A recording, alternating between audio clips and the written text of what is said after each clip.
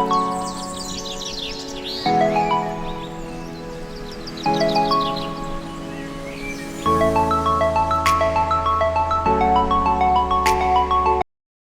सभी दौड़ते हैं, परिणाम एक ही मिल जाता है। मतलब मसीह जीवन तो बहुत सारे दिखने में हजारों मसीह आपको दिखेंगे।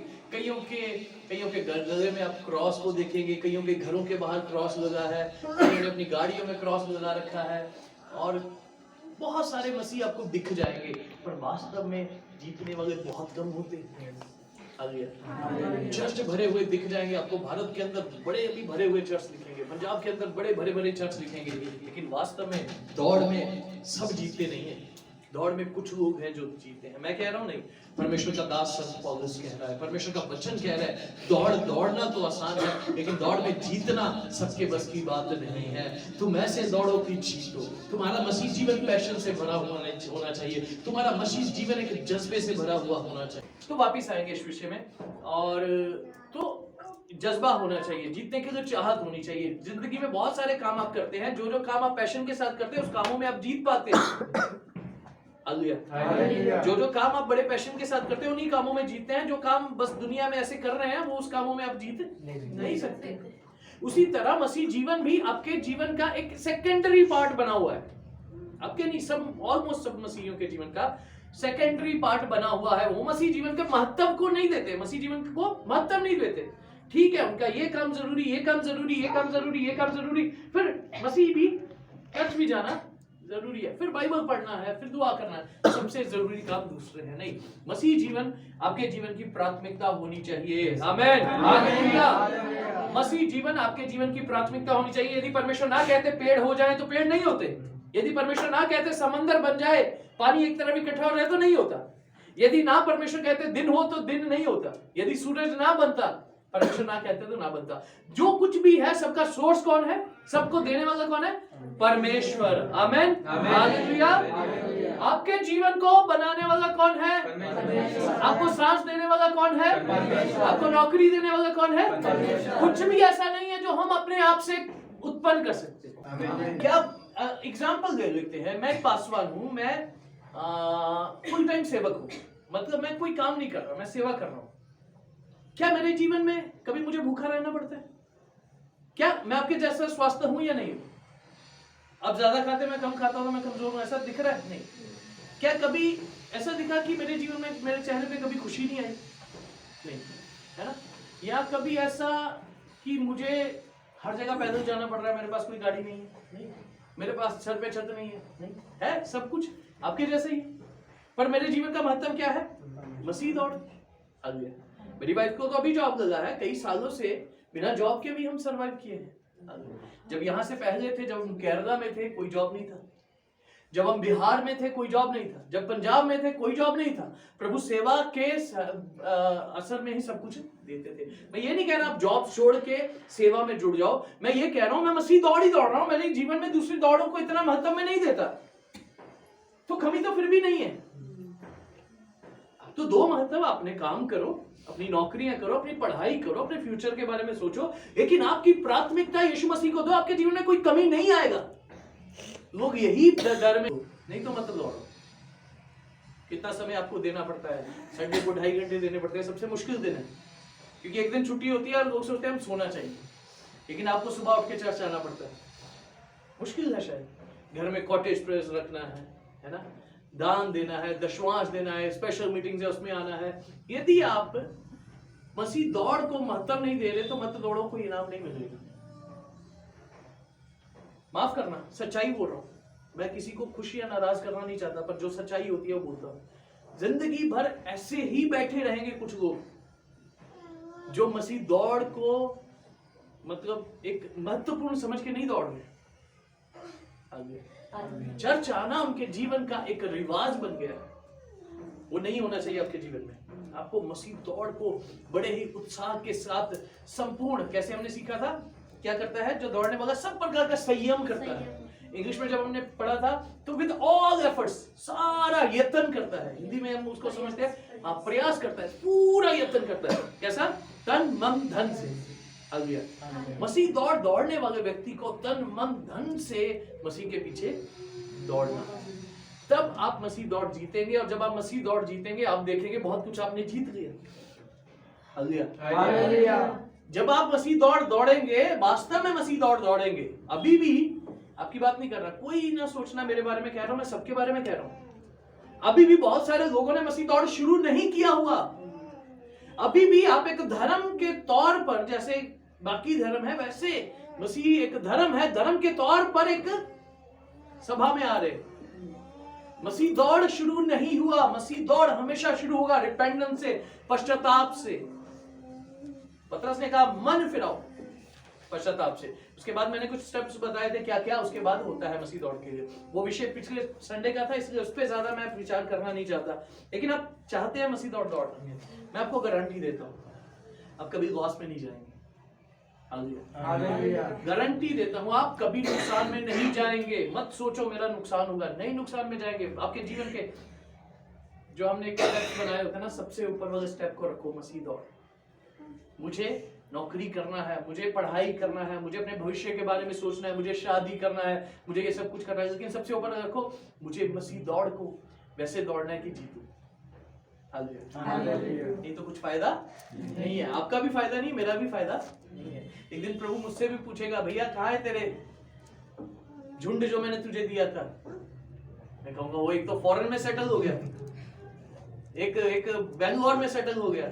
प्रभु कहेंगे यहाँ कौन है? कोई नहीं होगा, क्योंकि अपने फ्यूचर के ऊपर ही फोकस नहीं। इसलिए उस बातों की जरूरी है, वो सारी चीजें जरूरी है, लेकिन सबसे ज्यादा जरूरी है मसीह। आगे एक दिन मसीह के सामने हम सबको जाना है, मसीह के सामने खड़े होना है। तब मसीह आपको देख के कहना चाहिए, हे मेरे विश्वास योग्य और धर्मी दास। आमीन। वो सबसे अच्छा मुकुट है, ना केवल स्वर्ग में पर पृथ्वी पर भी आपको सब कुछ मिलेगा यदि आपके दौड़ का फोकस यीशु मसीह होंगे। आमीन, है ना? तो हर एक पहलवान सब प्रकार का संयम करता है, वह एक मुरझाने वाले मुकुट को पाने के लिए करता है, सब करता है, परंतु हम तो उस मुकुट के लिए करते हैं जो मुरझाने का नहीं है।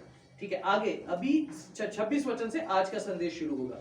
इसलिए मैं तो इसी रीति से दौड़ता हूं परंतु लक्ष्यहीन नहीं, मैं भी इसी रीति से मुक्कों से लड़ता हूं परंतु उसके समान नहीं जो हवा पीटते हुआ लड़ता है। आमीन। सो यहाँ पे हम देखते हैं जो उद्देश्यहीनता हमारे जीवन में नहीं होनी चाहिए। मसीह जीवन में उद्देश्यहीनता नहीं होनी चाहिए। शब्द सही है, समझ पा रहे?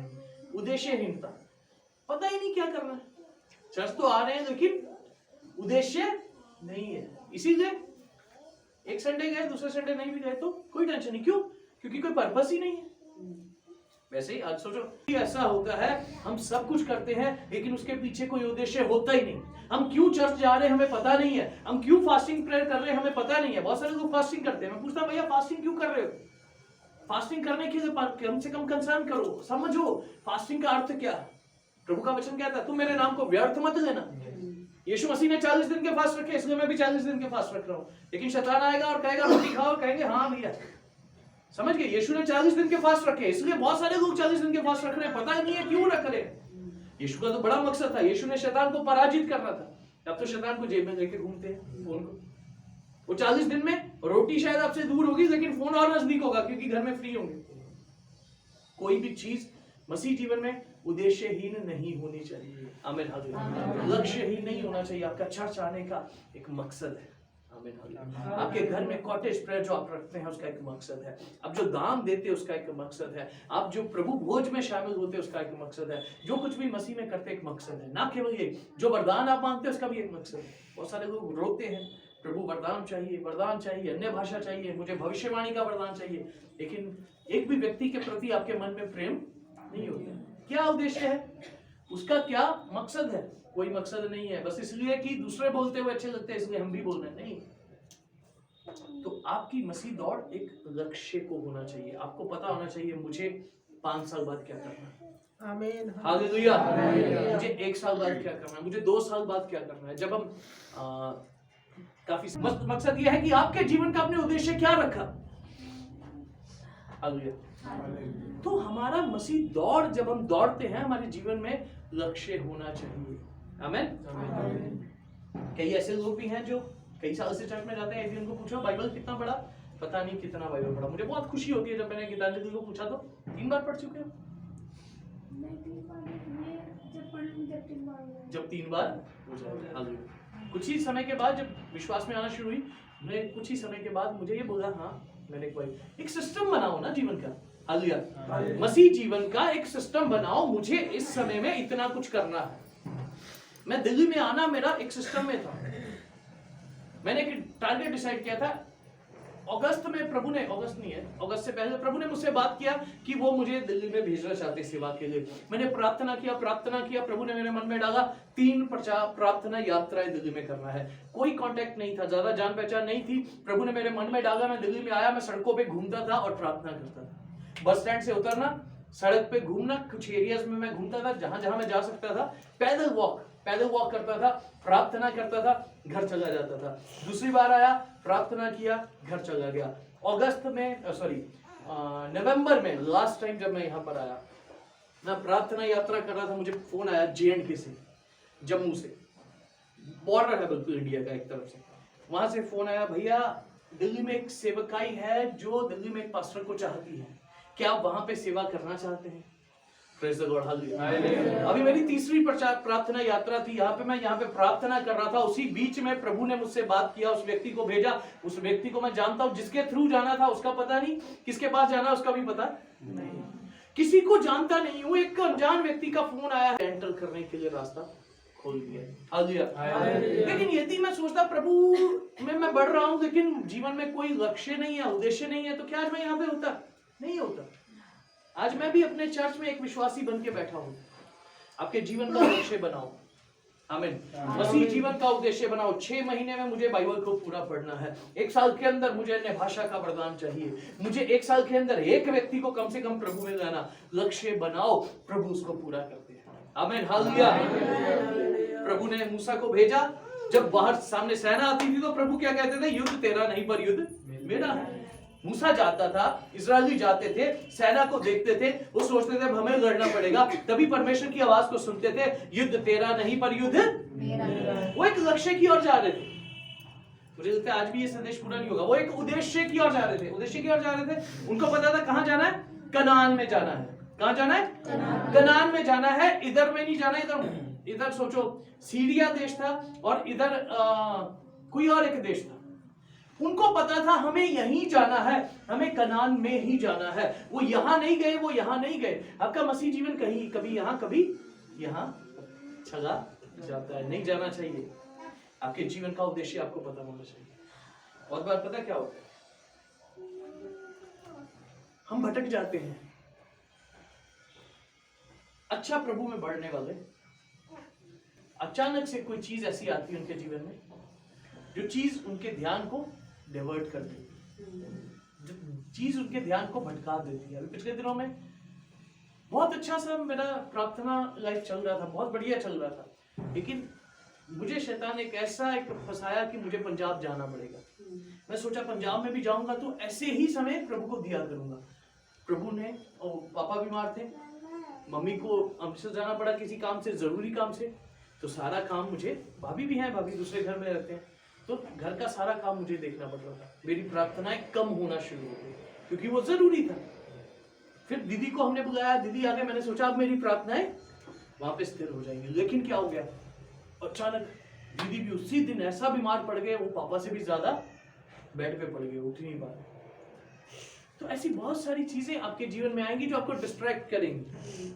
कोई परेशानी आती है आपके मसीह जीवन की दौड़ को अस्त व्यस्त। लेकिन मैं प्रभु में बना हुआ था, मैं प्रार्थना बैठ के कम कर रहा था, लेकिन प्रार्थना में बना हुआ था। मैं सोच रहा था प्रभु मुझे आप इस समय से जल्दी निकालेंगे और मैं छुटकारा पाऊंगा। और आप विश्वास नहीं करेंगे, 2 हफ्ते में रहा पंजाब में, 2 हफ्ते में 40,000 से 2 लाख सेल हो गए।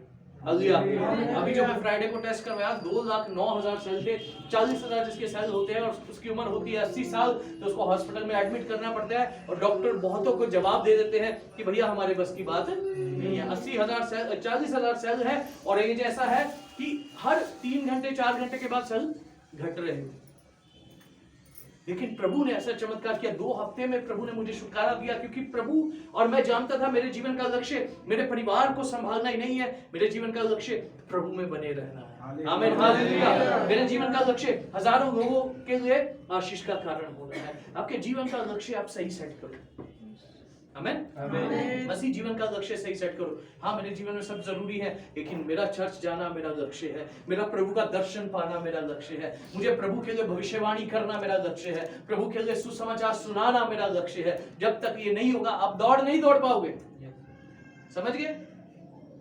माफ करना, सच बोल दूं, आप ठंडे विश्वासी होंगे जो सिर्फ चर्च में आना ही उनके जीवन का एक अवसर है, बस वो नहीं है। तो आप एक ठंडे मसीह हैं, और ठंडे मसीहियों को परमेश्वर पसंद नहीं करते। माफ करना, कोई नाराज नहीं होना, सच्चाई बोल रहा हूँ। परमेश्वर ने कहा तू गुनगुनाया, मैं ना तो तुझे निकल सकता हूँ ना फेंकना चाहता हूँ, तू मेरे मुंह में फंस चुका है। प्रभु के हाथों में आप फंस चुके हैं, ना प्रभु में आप बढ़ पा रहे हैं ना ही पीछे जाते। ऐसे नहीं रहना, सरगर्म हो और आगे